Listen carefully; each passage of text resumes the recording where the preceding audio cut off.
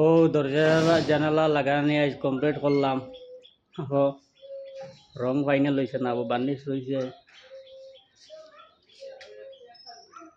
Final coat হইব varnish করে।